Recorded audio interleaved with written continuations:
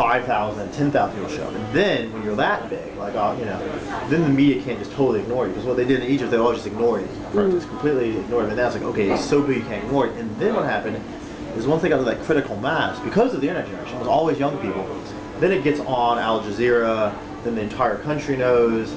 And eventually, like even toward, after two or 3 weeks, even you get strikes and very rural, isolated, very working class places where probably no one's on the net really, because these are like slave factories in some bits, or something like that. Who knows? I don't know. But it seems like there was this interesting interplay where the big difference is this ability to use the internet to sort of get this critical mass, spread the message really quickly and get this critical mass together. And you can get the critical mass together, I think, much quicker than you used to be able to. Because you used to have to go organize, go door to door.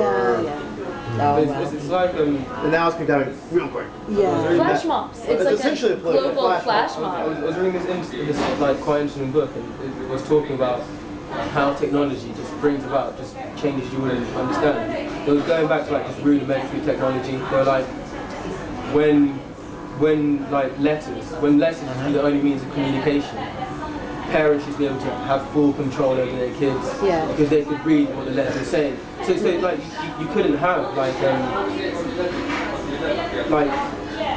well, the letters sexual, but you couldn't have like a little bit on the side because you needed some way in which to communicate with a bit on the side, and letters were the only way. And then you had the telephone. You could receive a telephone call, and then be like, oh, there's Jodie there, who's calling. And then Johnny, you could make those little calls. And then you had mobiles. And now everyone's sexually promiscuous. But it was going on, but there was no way in which, within which you could have control over what you're doing. It's like, that's technology's had these ability to just change things. What book is that? The book sounds really good. It's in my, I'll email it to me. I like Kevin Connolly or something.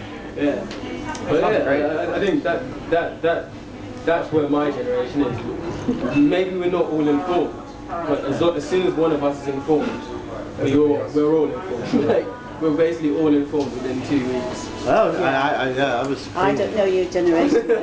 I'm very happy. That's the problem. I was really depressed. Yeah, I was very depressed too until I got into the internet. Once the critical mass is informed, we reach the older generations. Like, especially at Occupy, I found you have a lot of young kids that are looking to the activists that were involved in like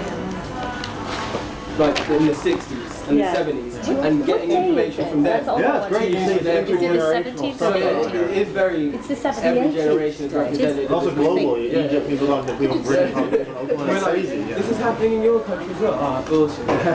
We need to sort that out. At the moment, we're working the City London Corporation statement, and we're saying that because this German finance guy is talked about David Cameron's relation to the City London Corporation, Occupy Berlin and Occupy Frankfurt, start putting pressure on their government about the City London Corporation and Occupy Frankfurt. And like that used to be so difficult to organise. But now you just occupy NSX to Occupy Frankfurt Twitter. And then even if the Occupy movements don't take it, someone else takes that on. The idea's out there. The idea's just free for everyone to use. Brilliant. That's what technology has given us. I don't see how government could ever think about stopping that. Like, you can't stop it once it happens. You just... Speaking of Occupy, shall we go back? Go enjoy the